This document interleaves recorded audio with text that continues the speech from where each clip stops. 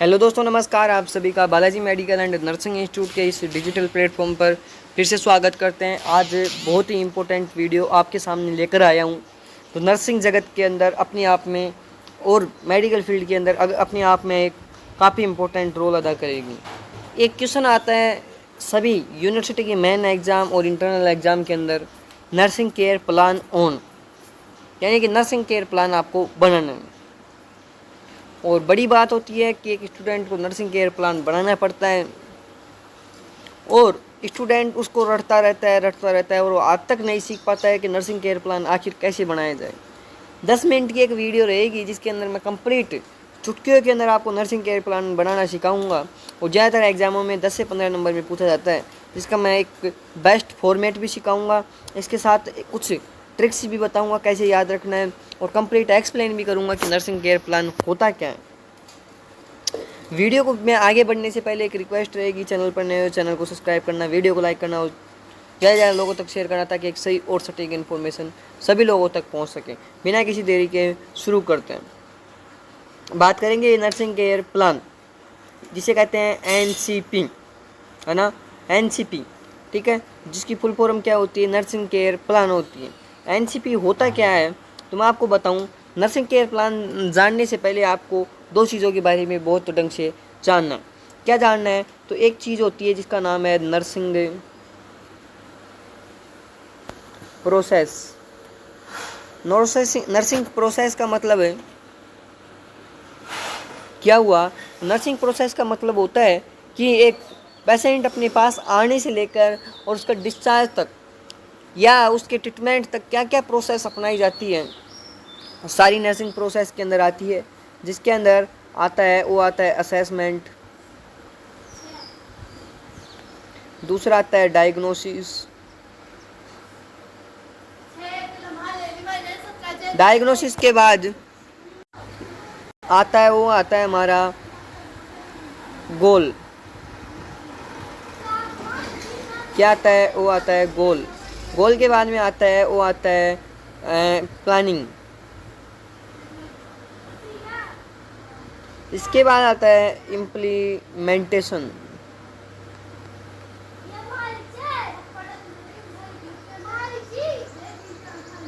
और सातवें नंबर पर आता है इवाल्युएशन, है ना। तो 7 चीज़ें हुई, असेसमेंट, डायग्नोसिस, गोल, प्लानिंग, इम्प्लीमेंटेशन और इवाल्युएशन। सबसे पहले पेशेंट आया तो सबसे पहले उसका करेंगे असेसमेंट। असेसमेंट के अंदर 2 प्रकार की डाटा हम लेते हैं, है ना। हिस्ट्री कलेक्शन करते हैं, डाटा कलेक्शन होता है। अब दो डाटा कलेक्शन असेसमेंट 2 प्रकार का होता है। पहला होता है सब्जेक्टिव, और दूसरा होता है ऑब्जेक्टिव, है ना। और सब्जेक्टिव और ऑब्जेक्टिव में स्टूडेंटों को काफ़ी कन्फ्यूजन होता है। मैं आज एक ही लाइन में बात बताऊं तो सब्जेक्टिव का मतलब होता है कि पेशेंट खुद बता रहा है। भाई पेशेंट आया और आते ही डॉक्टर साहब या नर्सिंग ऑफिसर क्या बोलते हैं कि भाई बता क्या दिक्कत है, तो पेशेंट एक्सप्लेन करेगा कि सर मेरे पेन हो रहा है, सर मेरे स्वेलिंग हो रही है ना, सर मेरे हार्ट बीट बढ़ी हुई है, सर मेरे रेस्टलेसनेस हो रही है, सर मेरे को स्लीपिंग डिसऑर्डर हो रहा है। पेशेंट अपनी कंप्लेंट बताएगा। तो वो तो हुआ सब्जेक्टिव डाटा, है ना, यानी कि पेशेंट खुद बता रहा है। और ऑब्जेक्टिव डाटा का मतलब अपन क्या कर रहे हैं, ऑब्जर्व कर रहे हैं। एक नर्स या डॉक्टर क्या कर रहा है, ऑब्जर्व कर रहा है, उसे कहते हैं objective data. Nursing care plan की सबसे पहले पढ़ते हैं डेफिनेशन।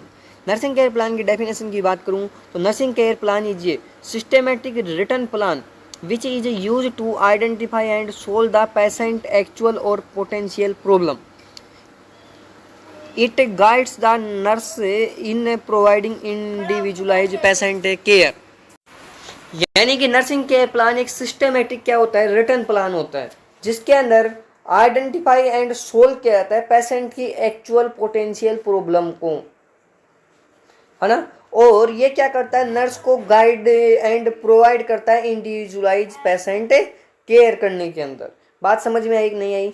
एक नर्सिंग केयर प्लान एक सिस्टमेटिक रिटर्न प्लान होता है जो पेशेंट की जो एक्चुअल प्रॉब्लम होती है उसको आइडेंटिफाई एंड सोल्व करने के अंदर क्या करता है, कहीं ना कहीं हेल्प करता है। इसके साथ ही गाइड करता है और इंडिविजुअलाइज पेशेंट केयर करने के अंदर भी क्या करता है, हेल्प करता है। किसकी, नर्स की। ये हुई इसकी डेफिनेशन।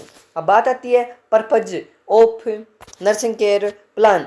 यानी पर्पजेज का मतलब ये होता है कि ऐसे कौन कौन से पर्पज होते हैं, ऐसे कौन कौन से ऑब्जेक्टिव होते हैं जिससे अपन को जरूरत पड़ती है कि हम नर्सिंग केयर प्लान बनाएं, है ना। बड़ी बात है कि अपन नर्सिंग केयर प्लान बनाना ही क्यों है।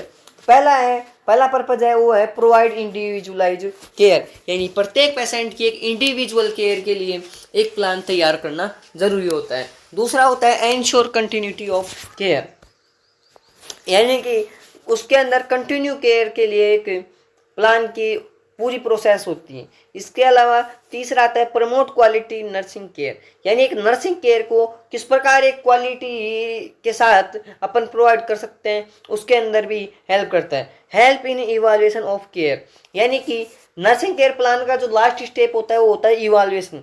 हमने असेसमेंट किया, पेशेंट की प्रॉब्लम का पता लगाया, प्रॉब्लम का पता लगाने के बाद हम क्या करेंगे, उससे अपन प्लानिंग करेंगे कि इसकी प्रॉब्लम को किस प्रकार कम करना है। जैसे किसी पेशेंट की टैकीकार्डिया की प्रॉब्लम है, टैकीकार्डिया का मतलब होता है कि हार्ट बीट नॉर्मल से क्या हो, ज़्यादा हो, तो उसको कैसे अपन नॉर्मल कर सकते हैं, उसके लिए क्या होगी प्लानिंग यही होती है। इसके बाद उससे करेंगे इम्प्लीमेंटेशन, है ना। तो इम्प्लीमेंटेशन के अंदर अपन टैकीकार्डिया के लिए कुछ जो भी मेडिसिन हैं वो अपन देंगे, और इवाल्युएशन के अंदर हम पता लगाएंगे कि उसका टैकीकार्डिया कम हुआ है कि नहीं हुआ है। यूजफुल फॉर कम्युनिकेशन, और नर्सिंग केयर प्लान क्या होता है, कम्युनिकेशन के लिए यूजफुल होता है। एक नर्स और पेशेंट के बीच रिलेशनशिप मेंटेन करता है। एक दूसरा है प्रोवाइड लीगल डॉक्यूमेंटेशन, और एक प्रॉपर लीगल डॉक्यूमेंटेशन होता है नर्सिंग केयर प्लान, जो डॉक्टर को, नर्स को कहीं ना कहीं उसके लीगल राइट्स से बचाने का काम करते हैं। अब अगली बात आती है, वो आती है कंपोनेंट एंड स्टेप। एक नर्सिंग केयर प्लान के क्या क्या कंपोनेंट होते हैं। सबसे पहला कंपोनेंट आता है वो आता है असेसमेंट। असेसमेंट का मतलब ये हुआ कि सबसे पहले पेशेंट को असेसमेंट करेंगे, जिसके अंदर दो प्रकार का असेसमेंट होता है, सब्जेक्टिव और ऑब्जेक्टिव। सब्जेक्टिव के अंदर पेशेंट खुद बताता है, ऑब्जेक्टिव के अंदर अपन ऑब्जर्व करते हैं, जिसके अंदर फिजिकल एग्जामिनेशन आ गया, है ना, ये सारी चीज़ें आती है। नर्सिंग डायग्नोसिस के अंदर उस पेशेंट की प्रॉब्लम को लेकर क्या बनाएंगे, डायग्नोसिस बनाएंगे। तीसरा आता है प्लानिंग, गोल, यानी कि अपना क्या गोल है उसकी प्रॉब्लम को लेकर। चौथे नंबर पर आता है नर्सिंग इंटरवेंशन, यानी उस गोल को लेकर अपन ने क्या किया। और पांचवें नंबर पर आता है वो आता है रेशनल, यानी कि उनको क्या करेंगे, रिलेट करेंगे। इसके बाद छठे नंबर पर आता है इवाल्युएशन, जो हमने असेस किया और उसकी प्रॉब्लम का कितना बेनिफिट मिला और कितना नहीं मिला, यानी कि जो उसको प्रॉब्लम हो रही है वो सही हुई या नहीं हुई। ठीक है। अब अगला आता है नर्सिंग असेसमेंट, नर्सिंग प्रोसेस, एक प्रोसेस होती है जिसे एडपी प्रोसेस के नाम से भी जाना जाता है। और ये क्या होती है, एक ट्रिक होती है ADPIE, इसे बहुत ढंग से याद रखना है ना, काम आएगी। और इसका सीरियल बिल्कुल सही होना चाहिए। अगर असेसमेंट की जगह डायग्नोसिस लिख दिया तो बिल्कुल रॉन्ग है ना, उसको कोई भी सही साबित नहीं कर सकता। इस बात का ध्यान रखना है, सीरियल वाइज होना चाहिए। असेसमेंट, डायग्नोसिस, प्लानिंग, इम्प्लीमेंटेशन और इवाल्युएशन, इतना तो आपको याद ही रखना है। अब एक बात आती है कि गुड एनसीपी क्या होती है। तो गुड एनसीपी का मतलब ये होता है कि एक पेशेंट सेंटर्ड होनी चाहिए, गोल ओरिएंटेड होनी चाहिए, फ्लेक्सिबल होनी चाहिए ताकि उससे चेंज भी किया जा सके, इंडिविजुअलाइज यानी किसी एक विशेष पेशेंट को लेकर होनी चाहिए, और बेस ऑन साइंटिफिक प्रिंसिपल, और साइंटिफिक प्रिंसिपल को वो ध्यान में रखते हुए होनी चाहिए। अब नर्सिंग डायग्नोसिस एक टॉपिक आता है। नर्सिंग डायग्नोसिस का मतलब क्या होता है, सुनिए। It is a clinical judgement about individual, family और community response to healthy problem, यानी ये क्या होता है, क्लिनिकल जजमेंट होता है, तो इंडिविजुअल, फैमिली और कम्युनिटी के रेस्पॉन्स और उसकी हेल्दी प्रॉब्लम को लेकर बनाया जाता है। अब इसका फॉर्मेट क्या होता है, तो सबसे पहले लिखते हैं अपन प्रॉब्लम, फिर लिखते हैं रिलेटेड टू, फिर लिखते हैं एज एविडेंस बाय। जैसे कि एक एग्जांपल दे रहा हूँ, कोई पेशेंट आया है ना, जिसकी क्या हो रहा है, फीवर हो रहा है, नर्सिंग की भाषा में या मेडिकल टर्म में पायरेक्सिया हो रहा है, तो अपन लिखेंगे कि pyrexia problem related to hyperthermia, evidence by क्या, हाइपरथर्मामीटर, हाइपोथर्मिया, हाइपरथर्मिया मतलब थर्मामीटर क्या दे रहा है, एविडेंस दे रहा है। अब टाइप ऑफ नर्सिंग डायग्नोसिस की बात करें तो लगभग 4 प्रकार के डायग्नोसिस होते हैं। पहला हुआ एक्चुअल डायग्नोसिस, दूसरा रिस्क डायग्नोसिस, तीसरा पॉसिबल डायग्नोसिस, चौथा post wellness diagnosis. Actual diagnosis का मतलब होता है एग्जिस्टिंग प्रॉब्लम, ठीक है। रिस्क डायग्नोसिस का मतलब पोटेंशियल प्रॉब्लम। पॉसिबल डायग्नोसिस का मतलब प्रॉब्लम क्या एक्सपेक्टेड कर रहे हैं। और वेलनेस डायग्नोसिस का मतलब डिजायर टू इंक्रीज वेलबींग, यानी कि अपनी जो भी डिजायर है उसको किस प्रकार वेलबींग होने की को बढ़ा सकते हैं।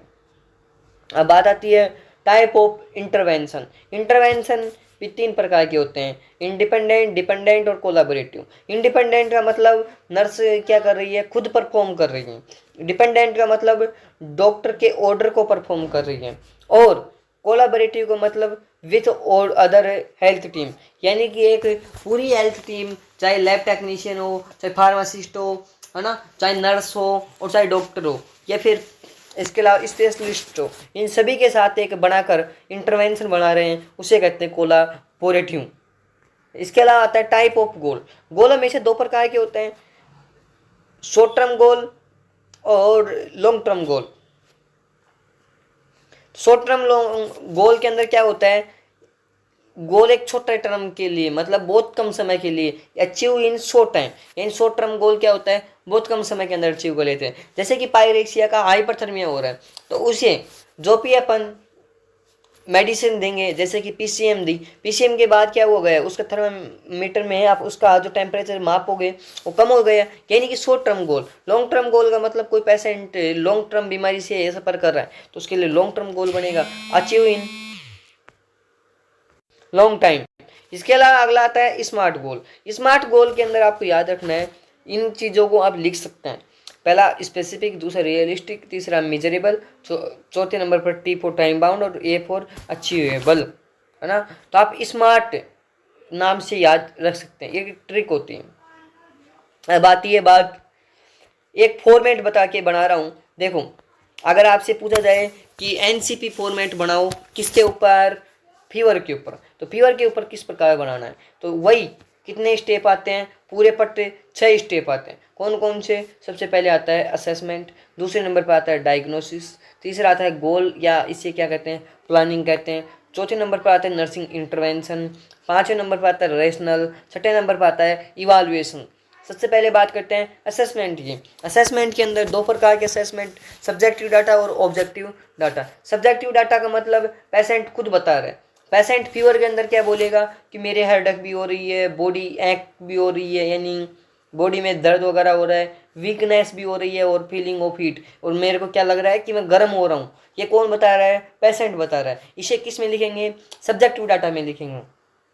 अगला आता है ऑब्जेक्टिव डाटा। ऑब्जेक्टिव डाटा के अंदर पेशेंट खुद नहीं बता रहा है, नर्स चेक कर रही है। नर्स चेक करेगी थर्मामीटर से, तो उसका क्या आएगा, टीपीआर के अंदर जो उसका टेम्परेचर है वो 102.8 आ रहा है, पल्स उसकी 104 बढ़ी हुई आ रही है, रेस्पायरेशन उसकी 22 पर मिनट आ रही है, वो भी बढ़ी हुई आ रही है।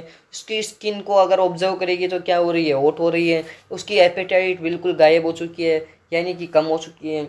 नर्सिंग डायग्नोसिस के अंदर क्या लिखेगी, हाइपरथर्मिया, यानी पेशेंट का क्या हुआ है, टेम्परेचर बढ़ा हुआ है, तो उसमें लिखेगी कि हाइपरथर्मिया रिलेटेड टू, किससे रिलेटेड कर रहा है, तो हाइपरथर्मिया किससे हो रहा है, अपने इन्फेक्शन से हो सकता है, उसे कोई इन्फेक्शन हो चुका है ना, तो related to infection as evidence by temperature 102.8। और एविडेंस कौन दे रहा है इसका, टेम्परेचर दे रहा है, कितना डिग्री, 102 डिग्री।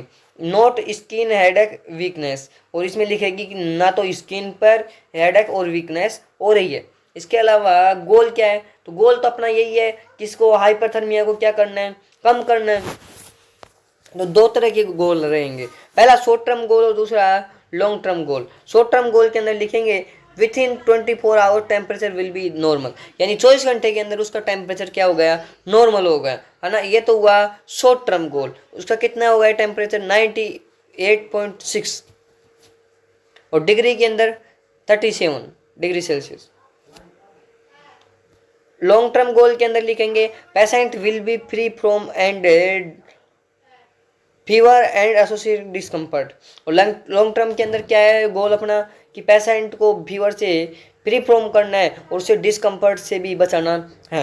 अब नर्सिंग इंटरवेंशन आ गए। इंटरवेंशन का मतलब होता है कि अब अपने को क्या क्या करना है। तो पहला तो काम यही करना है कि हर 4 आवर के अंदर पेशेंट का क्या करना है, टेम्परेचर को मॉनिटर करना है। Monitor temperature every 4 hourly. इसके अलावा गिव प्लेंटी ऑफ फ्लूइड, और उसे ज़्यादा से ज़्यादा फ्लूइड देना है। इसके अलावा sponge the body with Luke warm water, और उससे ठंडे पानी से क्या करनी है, सिकाई करनी है। इसके अलावा चौथे नंबर पर क्या आएगा, एडमिनिस्टर एंटीपायरेटिक एज प्रेस्क्राइब्ड, और उसे एंटीपायरेटिक मेडिसिन देंगे। एंटीपायरेटिक के अंदर कौन सी आती है, अपनी पीसीएम आती है। प्रोवाइड रेस्ट, और उसे रेस्ट देंगे। इसके अलावा assess for sign of other infection, और उसे इन्फेक्शन किस कारणों से हो रहा है, उसकी WBC बढ़ी हुई आ रही है, ESR बढ़ी हुई आ रही है, उन सभी कारणों का हम क्या लगाएंगे, पता लगाएंगे। इसके अलावा अगला आता है रेशनल, है ना, उसे रेशनल करेंगे। तो इस रेशनल में क्या लिखेंगे, to monitor the patient condition, यानी पेशेंट की कंडीशन को मॉनिटर करेंगे। प्रिवेंट डिहाइड्रेशन, उससे डिहाइड्रेशन को क्या करेंगे, बचाएंगे। Help to reduce the temperature, और टेम्परेचर को कम करेंगे। रिड्यूस फीवर, फीवर को भी क्या करेंगे, कम करेंगे। Promote recovery early detection and treatment, और उससे रिकवरी जल्दी से जल्दी करवाएंगे और उसका डिटेक्शन करके और ट्रीटमेंट करेंगे। इवाल्युएशन, इवाल्युएशन के अंदर अपन ने उसे एंटीपायरेटिक दी, रेस्ट दिया, उसका टेम्परेचर मॉनिटर किया, तो आखिर उसका नतीजा क्या निकला। तो इवालुएट करेंगे 24 आवर बाद में, तो उसका टेम्परेचर नॉर्मल आ गया, 98.6 डिग्री फ़ारेनहाइट आ गया, पल्स भी 88 आ गई। पेशेंट फील कंफर्टेबल, और पेशेंट क्या कर रहा है, फील कंफर्टेबल कर रहा है, यानी कंफर्टेबल फील कर रहा है। और गोल अचीव, और अपने को गोल अचीव हो गया। यही तो होता है नर्सिंग केयर प्लान। आप देख सकते हैं और इसका स्क्रीनशॉट भी ले सकते हैं, काफ़ी अच्छा काम आएगा आपको। इंपॉर्टेंट पॉइंटों की बात करूं तो nursing is a dynamic process, ठीक है। इट इज कंटिन्यू साइकिल, ये कंटिन्यू साइकिल होती है। ऑलवेज फॉलो एडीपी प्रोसेस, हमेशा एडीपी प्रोसेस को फॉलो करना है। असेसमेंट, डायग्नोसिस, प्लानिंग, इम्प्लीमेंटेशन और इवाल्युएशन, है ना, या इंटरवेंशन भी बोल सकते हैं। Right and neat systematic manner, और उससे नीड एंड क्लीन और सिस्टमेटिक मैनर में बनाना है। यूज स्टैंडर्ड टर्मिनोलॉजी, और नंदा के जो डायग्नोसिस होते हैं उसको टर्मिनोलॉजी को यूज करना है। अब डिफरेंस क्या होता है, डायग्नोसिस 2 प्रकार के होते हैं, एक होता है मेडिकल डायग्नोसिस और एक होता है नर्सिंग डायग्नोसिस।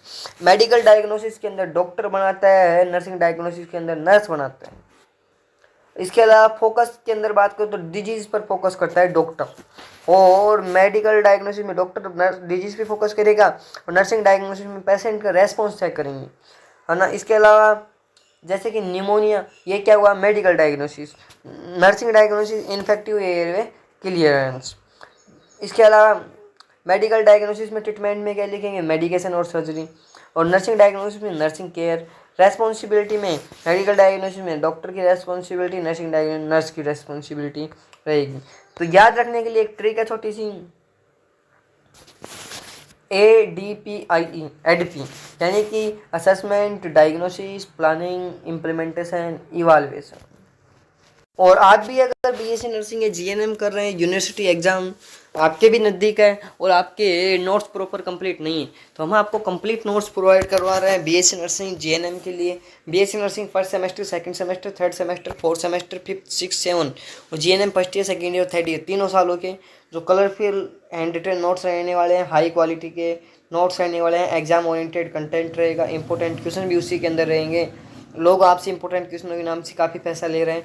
NCP के प्रोसीजर भी उसमें रहेंगे, शॉर्ट नोट्स और लॉन्ग आंसर भी रहेंगे, और इजी लैंग्वेज रहेगी जैसे कि ChatGPT की होती है ना, जिसे आप काफ़ी अच्छी तरह से समझ पाएंगे। आप देख सकते हैं हमने किस प्रकार एक नर्सिंग केयर प्लान को लेकर एक छोटा सा हमने नोट्स दिखा रहे हैं आपको। इस प्रकार के अच्छे नोट्स रहेंगे। Fundamental pharmacology, medical, child health, सबके नोट्स हैं हमारे पास, और उसकी प्राइस रहेगी 199 रुपये। आप दिए हुए व्हाट्सअप नंबर 9057588381 पर व्हाट्सअप करें और आज ही आप नोट्स ले सकते हैं, जल्दी से नोट्स ले सकते हैं। ये नोट्स व्हाट्सअप पर आपको अवेलेबल होंगे, है ना। इसके लिए आज के लिए इतना ही। मैं फिर बता देता हूँ, अगर आपका और कोई डाउट है तो ज़रूर बताएं, और वीडियो कैसी लगी लाइक शेयर एंड सब्सक्राइब करना। फिर मिलते हैं कोई नए अपडेट के साथ। आज के लिए इतना ही। जय हिंद, वंदे मातरम, भारत माता की जय। Thank you.